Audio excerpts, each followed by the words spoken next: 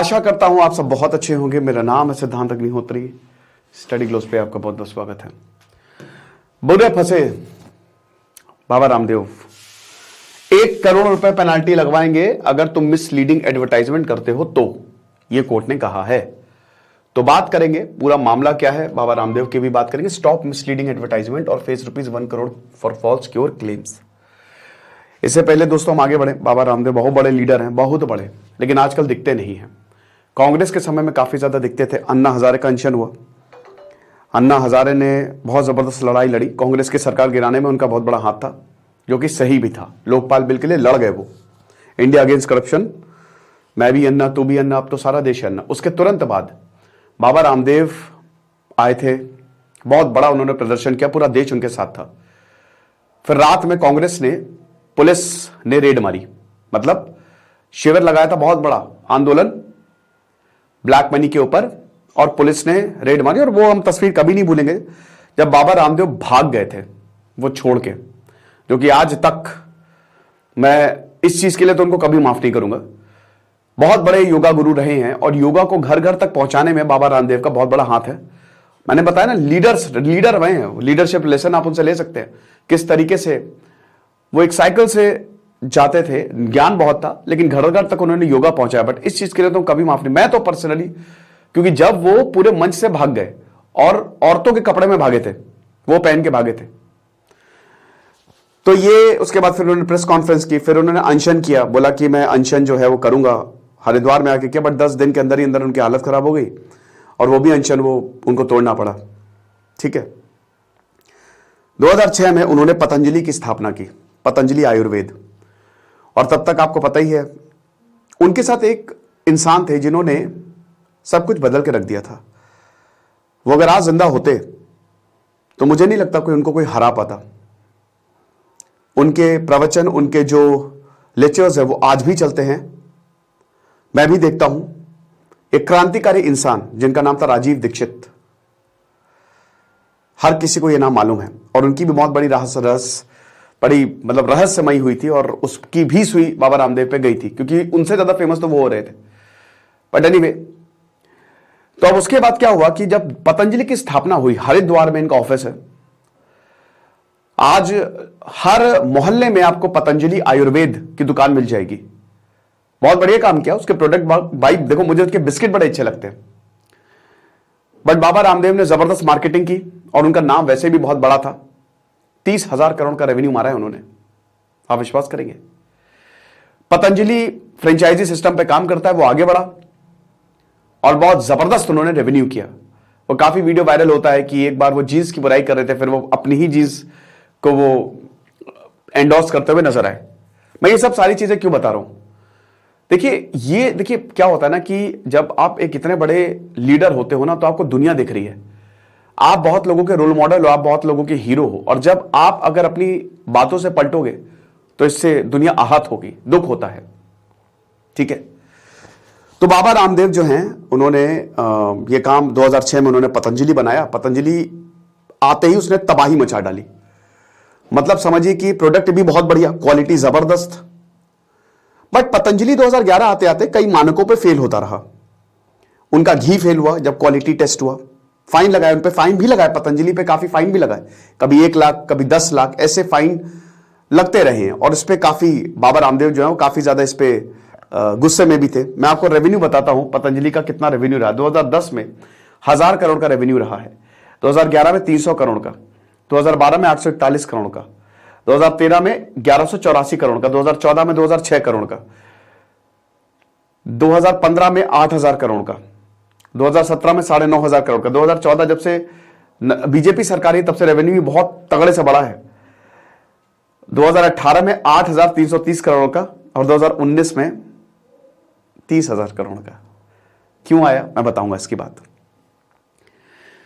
अरे हाँ, ये तो मैं भूल ही गया भैया, लिमिटलेस लीडरशिप। ऐसे ही बड़े लीडर जो स्किल होती है ना, वो आप डेवलप कर सकते हो। हमने बहुत सारी किताबें पढ़ी, ढेरों इसमें केस स्टडी।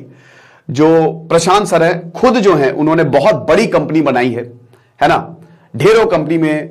मतलब समझिए कि वो लीडरशिप उन्होंने फर्स्ट हैंड को एक्सपीरियंस किया है। 20 के करीब लेक्चर्स, उससे ज्यादा सिर्फ 300 का ये शानदार कोर्स आप अवेल कर सकते हैं। 25 नवंबर तक जो स्पेशल डिस्काउंट है उसको हम क्लोज करेंगे। तो ये जो कोर्स मैं आपको बता रहा हूं काफी महंगे मिलते हैं। 1 दिसंबर से क्लासेस शुरू होंगी। तो मैं तो बाबा रामदेव की बात कर रहा था। तो अब हुआ क्या कि काफी मानकों पे बाबा रामदेव के प्रोडक्ट्स फेल हुए हैं। लेकिन दोस्तों एक एलोपैथी का झगड़ा रहा है। ठीक है, देखिए बाबा रामदेव आयुर्वेद को, एलोपैथी वर्सेस आयुर्वेद, ठीक है, एलोपैथी का झगड़ा रहा है। एलोपैथी, होम्योपैथी और आयुर्वेद, वैसे आयुष, ठीक है, आयुर्वेद मतलब एक तरीके से जो पूरा का पूरा ब्रांच है, अलग ब्रांच है एलोपैथी से। तो ये काफी झगड़ा रहा है और बाबा रामदेव ने इस पे खुल के बोला है ना। कहते थे कैसे वो रगड़ो तो बाल आ जाएंगे। तो अब हुआ क्या कि आयुर्वेद को, इनफैक्ट पतंजलि को इन्होंने मार्केट करना शुरू किया। अब देखिए अगर कोई भी आप बिजनेस चला रहे हो तो आपका सबसे बड़ा जो प्रतिद्वंदी है उसको आपको खत्म करना है। लेकिन ये जिस बिजनेस में है वो एक ऐसा बिजनेस है, मेरे हिसाब से सरकार को उसको रेगुलेट करना चाहिए।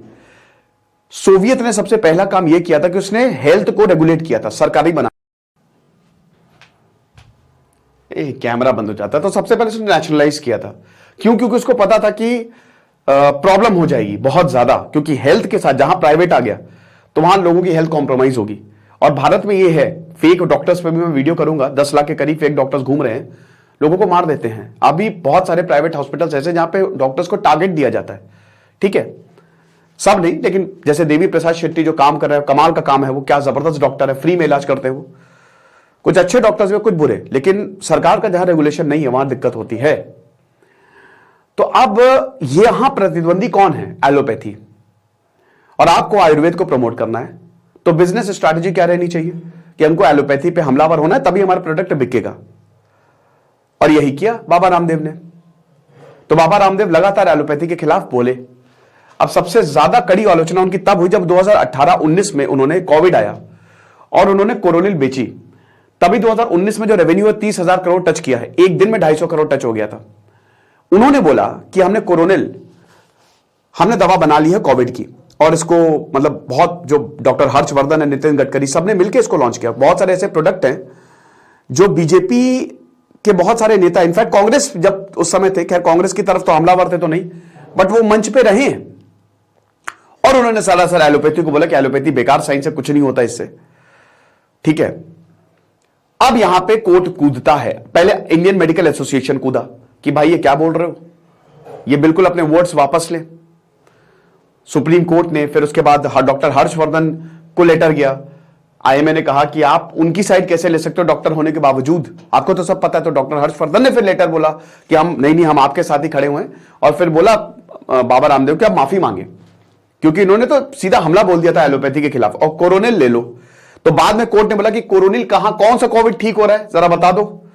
तो इन्होंने बोला कि नहीं ये तो इम्यूनिटी बूस्टर है। लेकिन आपको पता ही है कि वैक्सीन के खिलाफ भी यहां पे बोला बाबा रामदेव ने कि वैक्सीन जो है वो मतलब फर्जीवाड़ा हो रहा है वैक्सीन को लेके। और मैं आपको पर्सनली बोला था कि हर किसी को वैक्सीन लगवानी चाहिए। वैक्सीन की ही वजह से आज हम बच पाए हैं, वरना तो हम बर्बादी हो जाते। ठीक है, कोविड सेकेंड वेव में कितने लोगों की जान गई है, डेल्टा ने कितने लोगों की जान ली है, और बाबा रामदेव को भी मास्क लगाते हुए नहीं देखा गया। तो ये पूरा का पूरा प्रकरण चल रहा था।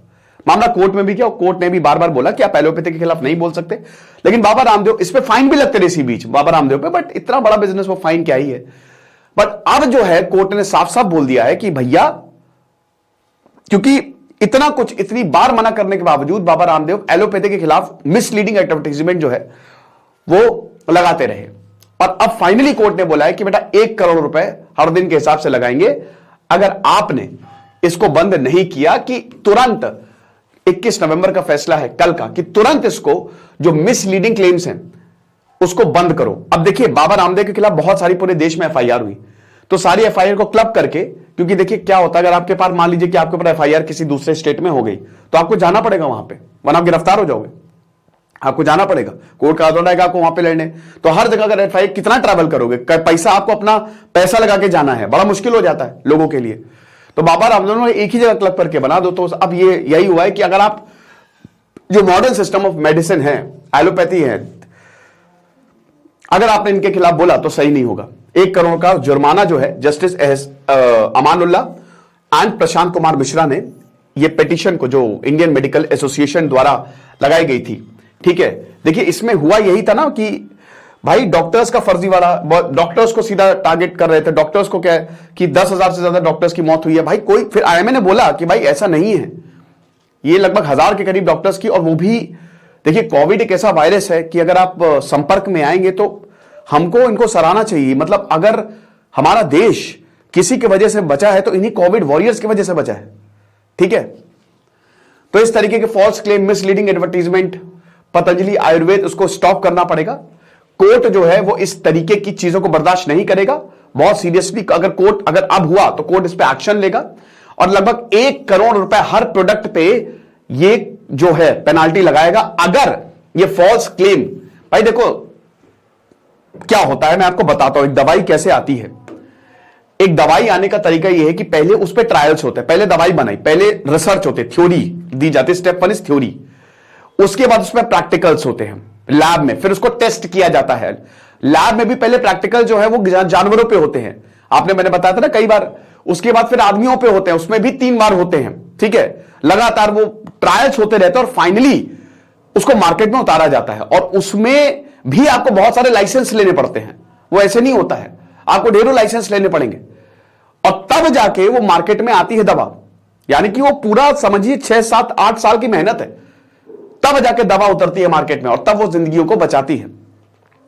अब मुझे नहीं पता, यहां पे पतंजलि लैब में बोला है, जाहिर सी बात है टेस्टिंग हुई होगी डेफिनेटली, तभी वो दवा जो है वो मार्केट में आ रही है।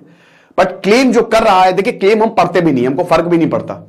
इंडियन ग्राहक जागरूक नहीं है, ये आप मान के चलिए। अगर होता तो हम इतनी लगभग हर एक बीमारी की हम कैपिटल हैं, चाहे वो डायबिटीज हो, चाहे कैंसर भी हमारे कार्डियोवैस्कुलर।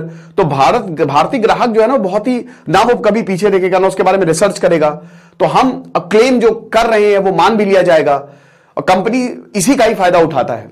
तो ये हमको रोकना है, इसको नहीं करना है। तो अब यहां पे यही बोला कि बाबा रामदेव के साथ क्या हुआ, वो अपने सिस्टम को पॉपुलराइज कर सकते हैं, वो करो भाई। देखो आयुर्वेद एक ऐसी साइंस है जो वाकई में रामबाण इलाज है। आयुर्वेद को बीमार होने ही नहीं देगी। अगर पूरी भारत आयुर्वेद के हिसाब से चले तो बीमार कोई होगा ही नहीं। बट यहां पे बाकी सिस्टम को क्रिटिसाइज करना इट्स नॉट गुड। हमको सारे सिस्टम को रिस्पेक्ट करनी चाहिए।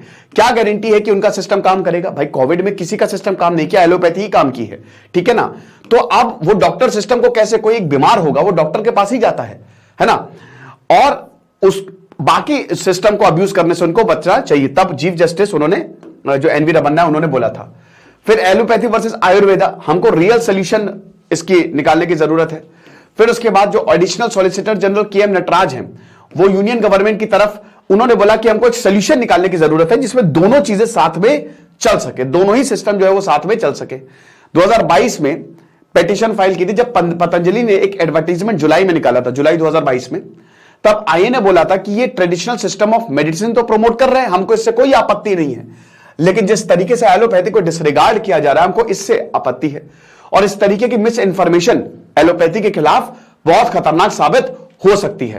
तो कोर्ट ने बाबा रामदेव को बुलाया और उसके बोला कि जो मिनिस्ट्री ऑफ आयुष है उसने मेमोरेंडम ऑफ अंडरस्टैंडिंग साइन की हुई है एस्की के साथ, advertisement standard council of India, कि आप ऐसे मिसलीडिंग एडवर्टीजमेंट, स्पेशली जो आयुष ड्रग्स है, ठीक है, अगर जिसमें आयुष स्टार्ट्स विद आयुर्वेद, ठीक है, यूनानी, सिद्धा, होम्योपैथी, तो अगर आयुष ने मेमोरेंडम ऑफ अंडरस्टैंडिंग साइन किया है एस्की के साथ, तो एस्की करता क्या है? अगर सिद्धांत अग्निहोत्री को मिसलीडिंग एडवर्टीजमेंट देते हैं तो मुझ पर कार्रवाई होगी, और यहां तो सीधा सीधा मिसलीडिंग एडवर्टीजमेंट है, तो आपको कार्रवाई करनी पड़ेगी कि किस तरीके से आप ये कर रहे हो। That's not acceptable at all. तो ये पूरी पिटीशन जो है वो लगाई गई, सारे जितनी भी पिटीशन उनको क्लब किया गया और ये फैसला जो है आपके सामने आया है। कोविड-19 वैक्सीन से लेकर वैक्सीन हेजिटेंसी तक ये सारे के सारे बयान जो बाबा रामदेव ने दिए हैं कि एक तरीके से जब ऑक्सीजन सिलेंडर लोग मर रहे थे, महामारी मची हुई थी, तब यहां पे मजाक उड़ाया। सेकेंड वेव डेल्टा ने बर्बाद कर दिया था, हर परिवार से कोई ना कोई गया है, वरना उसको तबाह कर दिया है। जब पूरा जो दुनिया है वो बस ऑक्सीजन मिले, किस तरीके से हम वैक्सीन बनाए, वैक्सीन वालों को नोबेल प्राइज मिला है। और आपको बता दूं कि मैंने उस समय भी बोला था कि कोई भी आपको कितना भी कुछ बोले, वैक्सीन आपको लगवानी है, चाहे जो भी हो जाए, वैक्सीन आपको लगवानी है, आपको बूस्टर डोज लगवानी है। क्योंकि पहली बात तो वैक्सीन काम कैसे करती है, अगर आपको कोई डाउट है तो वो देख लो जाके, मैंने कई सारे वीडियो में बताया है, तो वहां पे बहुत सारा। तो इसलिए लिए फिर मैंने बोला बेटा अदालत चलो, आप ऐसे नहीं, आप ये तो बहुत गलत हो रहा है। तो अपनी दवाई बेचने के लिए डिसरिगार्ड करना सही नहीं है, ये आईएमए ने और ये कोर्ट ने बोला है। ठीक है, अब मैंने आपको इसीलिए बताया था कि देखिए बिजनेस बाबा रामदेव को इसमें आना ही नहीं चाहिए था। मेरा ऐसा पर्सनल मानना है कि उनको करना चाहिए, बिल्कुल आयुर्वेद को बहुत ज्यादा प्रमोट करें, बट मैंने क्या बताया, जहां पे माइंडसेट बिजनेस वाला होता है ना, वहां पे दिक्कतें शुरू हो जाती हैं। अगर आप देखोगे तो इसमें बाबा रामदेव की गलती है ही नहीं। गलती एक तो हमारी है, ठीक है, और दूसरी चीज भाई यहां पे बिजनेस माइंडसेट यही होता है, वो बिजनेस को प्रमोट करेंगे और जो प्रतिद्वंदी हैं उसमें निशाना, जैसे बीजेपी कांग्रेस के निशाना साधती है, और वैसे ही बाबा रामदेव क्योंकि वो आयुर्वेद पे काम कर रहे हैं तो वो एलोपैथी पे निशाना साधते हैं। ठीक है ना, यहां पे बाबा रामदेव ने बोला था कि कैंसर जो है वो काफी ज्यादा बढ़ गया है कोविड-19 पैंडेमिक में। ठीक है, वैक्सीन जो है वो इफेक्टिव नहीं है, योगा नहीं करेंगे तो कुछ नहीं होगा। ये बिल्कुल सही बात है, योग करिए आप, अच्छा है, वर्कआउट करने से इम्यूनिटी बढ़ती है। ठीक है, तो अब बट इसका यह मतलब तो नहीं कि आप एलोपैथी को डिसरिगार्ड कर दो। तो यही सारी चीजें जो है वो बोली गई, और फिर कोर्ट ने यह बोला कि भाई 1 करोड़ रुपए जो है आप दीजिए, और बहुत सारे कोर्ट्स में मामला जो है वो चल रहा था। ठीक है, और उसके बाद फिर FSSAI के स्कैनर में भी अगेन क्रूड ऑयल केम्स, जो ऑयल एकदम हमारा प्योर ऑयल है, तो उसमें भी फिर बाबा रामदेव को जो है वो पकड़ा गया। तो ये सारी चीजें जो है बहुत, ये देख सकते हैं आप, आराम से इसको देख लीजिएगा, इसको पॉज करके। ये सारे वो प्रोडक्ट है जिनके ऊपर सवाल उठाए हैं। ठीक है, कि आप जो क्वालिटी बताते हो ऐसी है नहीं।